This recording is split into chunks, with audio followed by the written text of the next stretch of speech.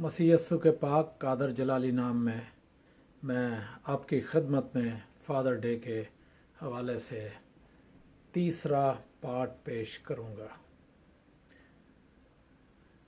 Father day next Sunday father day है। 21 जून को father day मनाया जाएगा और फादर डे के हवाले से मैं आपके सामने एक हवाला रखूंगा। पहला शमूएल उसका दूसरा बाब उसकी 22 से 26 आयत तक, उसकी 22 आयत से 26 आयत तक। पहला शमूएल दूसरा बाब 22 से 26 आयत तक मैं आपके सामने रखूंगा। और एली बहुत बूढ़ा हो गया और उसने सब कुछ सुना कि उसके बेटे सारे इस्राएल में क्या क्या करते हैं, और उन औरतों से जो खैमा इज्तिमा के दरवाज़े पर खिदमत करती थी हम मगोशी करते हैं। और उसने उनसे कहा, तुम ऐसा क्यों करते हो, क्योंकि मैं तुम्हारी बदजातियाँ तमाम कौम से सुनता हूँ। खुदावंद इस कलाम के बायस मुझे और आपको बरकत बख्शे। यहाँ पर एली एक काहिन था और काहिन एक बाप की हैसियत रखता है। ये एक रूहानी कौम का रूहानी बाप था। अब रूहानी बाप के बेटे जब बड़े हुए, कहानत में आए और उन्होंने कहानत को खिदमत के कामों को शुरू किया, तो उनके अंदर एक प्रॉब्लम थी। बाप रूहानी था, कौम का बाप था और कौम को सिखाता था, कानून सिखाता था कि किस तरीके से इंसाफ करता था। ये बाप बड़ा अच्छी इसकी खिदमत थी, इसकी अच्छी खिदमत थी जिसके बायस ये कहानत तक पहुंचा, काहिन ये पहुंचा और इस लायक बना ये। लेकिन जब औलाद बड़ी हुई, औलाद ने जब खिदमत के काम में आई, तो ये ज़नाकारी वहाँ पर करते थे। हैकल में जो खिदमत करने औरतें, खिदमत गुजार औरतें थीं, उनके साथ ये बदकारी करते थे। क्या ये बदकारी जो ये खुदा के जो औरतें आती, खुदा की बंदियाँ जो आती थी, क्या उनके साथ करना जायज़ था? बाप इनको मना करता।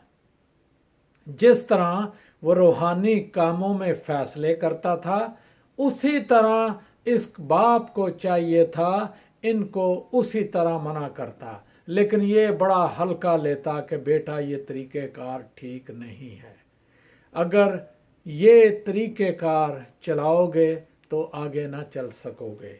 लेकिन प्रॉब्लम ये है, कभी कभी हम जो बाप हैं औलाद को सिखाते हैं कि खुदा के कलाम के मुताबिक इस तरह चलना है हमने और इस तरह खिदमत गुजारी के कामों को करना है।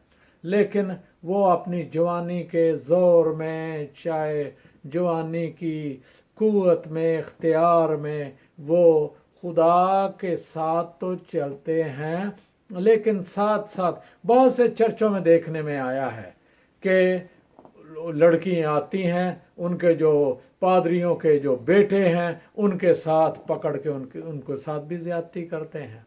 अब बाप उसकी प्राइस पे करता है। बाप ने प्राइस पे की, एली ने प्राइस पे की। ये सिखाता था, इनको कलाम के मुताबिक अहकाम सिखाता था, शरीयत सिखाई। लेकिन इस शरीयत को सीखने के बावजूद भी ये अपनी अय्याशियों में पड़ गए। ये तो एक बाप था जिस बाप ने इनको सिखाया, लेकिन इन्होंने ना सीखा। बाप शायद बूढ़ा था, इसलिए ये सुनते नहीं थे, शायद इसलिए ये अपनी मनमानी करते थे।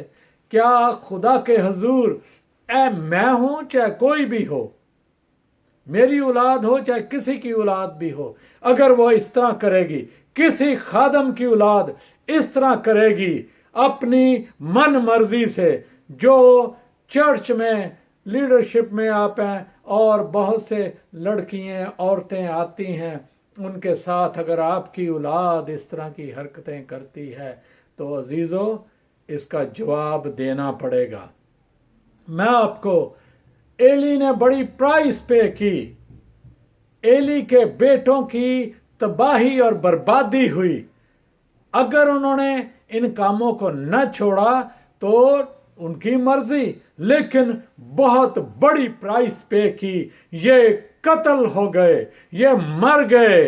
और मेरी जाती जिंदगी का तजर्बा ये है, जितने जना करने वाले लोग हैं मैंने उनको अक्सर देखा है, वो पूरी उम्र नहीं पाते बल्कि पहले ही इस दुनिया से चले जाते हैं। और बहुत से लोगों को मार कुटाई और मैंने कत्ल होते भी देखा, ये सिर्फ जनाकारी के बायस।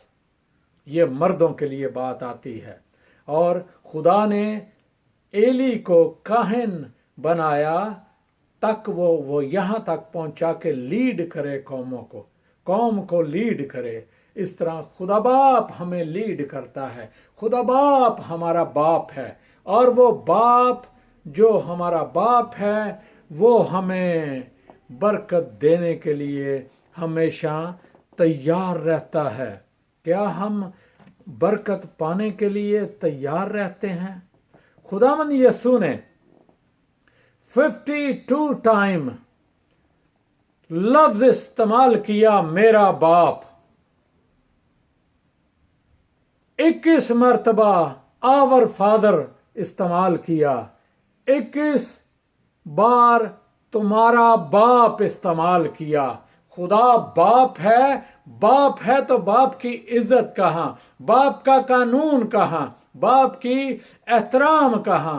क्या हम बाप के कदमों में रहते हैं या अपनी मनमानी करते हैं? अगर अपनी मनमानी करते हैं तो अजीजों हमारा फिर इस दुनिया में कोई रहने का मकसद नहीं है। आए मैं आपको एक आयत की तरफ ले चलूं। रूमियों, पालूस रसूल का, बुजुर्ग पालूस रसूल का खत रूमियों के नाम, उसका 6 बाब और उसकी 23 आयत है। मैं आपको यहां पर लेकर जाना चाहता हूं, क्योंकि गुनाह की मजदूरी मौत है, मगर खुदा की बख्शिश हमारे खुदावंद यीशु में हमेशा की जिंदगी। अब गुनाह क्या है? करो गुनाह, लेकिन इसकी मजदूरी मौत है। गुनाह की मजदूरी मौत है। और एली काहिन के बेटे मौत हासिल की उन्होंने, क्योंकि अपनी हरकतें न छोड़ी। जो हरकतें न छोड़ेगा वो जरूर ही उसके साथ भी इस तरह होगा। लेकिन अगर हम खुदावंद यीशु के कदमों में रहते हैं, खुदावंद यीशु के फॉलोअर हैं, खुदावंद यीशु के कलाम को मानते हैं, खुदावंद यीशु की मर्जी के मुताबिक चलते हैं, खुदावंद यीशु के ताबे रहते हैं, खुदावंद यीशु के कलाम का एहतराम करते, कानून का एहतराम करते, रूहानी कानून का एहतराम करते, तो फिर खुदावंद यीशु मेरा और आपका जिम्मेदार हो जाता है। फिर हमें खुदावंद यीशु में हमेशा की जिंदगी मिलती है। और हमारी हमेशा की जिंदगी लेना चाहते हैं या हम मौत लेना चाहते हैं? गुनाह की मजदूरी मौत है। अगर हम मौत में रहना चाहते हैं तो फिर चॉइस हमारी है। अगर हम जिंदगी में रहना चाहते हैं तो अजीजों हमें खुदावंद यीशु को अपना बाप मानना पड़ेगा, अपना शख्सी निजात दहिंदा मानना पड़ेगा। अगर किसी ने खुदावंद यीशु को आज तक कबूल नहीं किया तो अजीजों आज वक्त है कि हम खुदावंद यीशु को कबूल करें और खुदावंद यीशु के फॉलोअर बन जाएं। खुदावंद यीशु जल्द आने वाला है। और इस मर्तबा खुदावन यीशु उस तरह नहीं आना।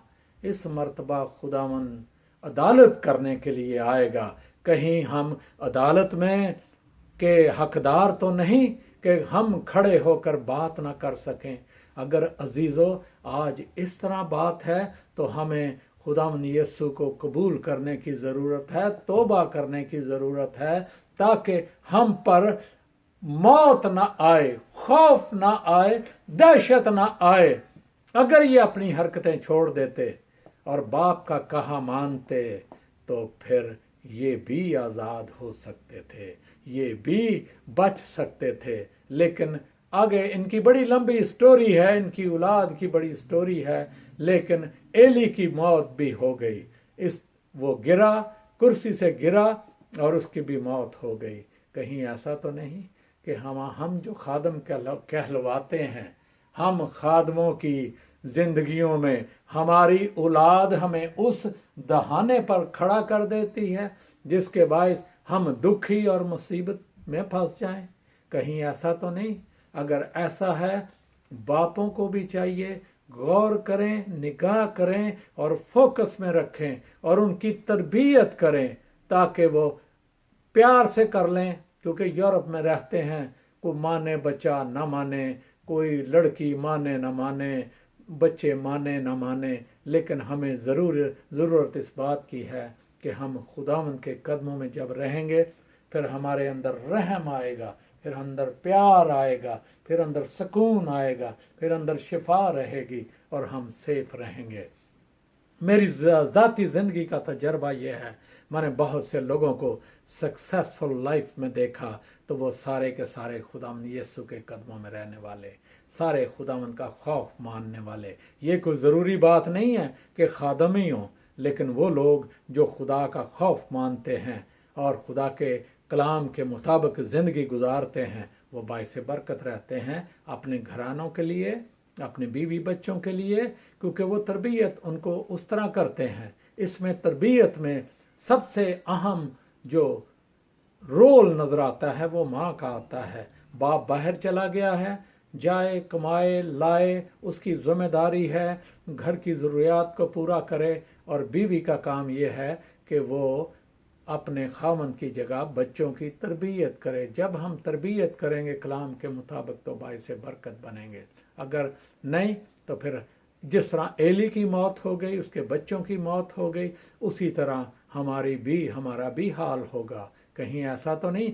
आज तो बाहर बड़ी मुसीबत है, परेशानी है, मसाइल हैं, बीमारी है और खौफ है, दहशत है। लोग आपको काम नहीं करने देना चाहते, लोग आपकी टांगें खींचते हैं, बदगोई करते हैं, चुगली करते हैं। ये भी तो एक गुनाह है, ये भी तो एक जुर्म है, ये भी तो खुदा के कलाम के मुताबिक नहीं। अगर हम कलाम के मुताबिक रहना चाहते हैं तो फिर खुदावंद यीशु के कदमों में आना पड़ेगा। आए सलीब के नीचे खुदावंद यीशु को देखें, खुदावंद यीशु को तकते रहें। जब हम देखते रहेंगे तो फिर हम डगमगाएंगे नहीं, फिर हम डोलेंगे नहीं, फिर हमारी भलाई होगी, फिर हम खुदावंद से बरकत पाएंगे और खुदावंद हमारा हाथ पकड़ेगा। जब खुदावंद हमारा हाथ पकड़ेगा तो फिर हम किसी तरह की मसाइल और मुश्किल में ना रहेंगे। आए अजीज़ों, आज मैं आपको दावत देता हूँ, खुदावंद के कलाम के मुताबिक मैंने आपको एली काहिन का ये सिलसिला बताया है, ये माहौल बताया है।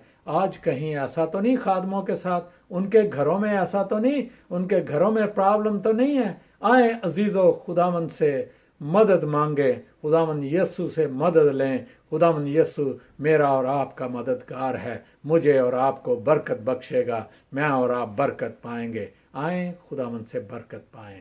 आज के कलाम के बायस, इस हिस्सा के बायस खुदावंद आपको और मुझे बरकत मिले। मैंने बहुत कुछ सीखा इस कलाम से, मेरा ईमान है कि आप भी सीखेंगे। अगर आपको कोई बात अच्छी लगे तो इसको दूसरों तक आगे शेयर करें, पहुंचाएं, ताकि वो भी सुनकर बरकत पा सकें। खुदा का कलाम हमें सिखाता है और हम सीख कर बरकत पाते हैं, हम सीख कर शिफा पाते हैं, निजात पाते हैं।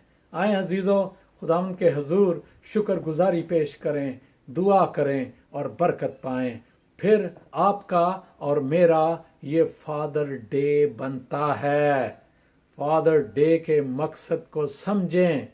ये एक दिन नहीं है कि एक दिन फादर के साथ, बाप के साथ गुजारा और उसके बाद उसको फिर दोबारा छोड़ दिया, लिविंग असिस्टेंट में छोड़ दिया, ओल्ड हाउस में छोड़ दिया। क्या कहीं ऐसा तो नहीं करते भाई? ज़रूरत इस बात की है, इनसे बचें और हमेशा उनकी इज्जत करें। और जब बाप का हाथ आप पर होगा, शफकत का हाथ होगा, तो फिर आपके नज़दीक कोई मुश्किल मुसीबत ना आएगी। इसी तरह खुदा बाप का हाथ जब होगा, मेरे खुदावंद का हाथ जब आप पे होगा, मुझ पे होगा, तो हमें किसी चीज़ का डर ना होगा। हम बाइस से बरकत रहेंगे। आए हम अपने लिए, अपने ख़ानदान के लिए, दूसरों के लिए बाइस से बरकत बने।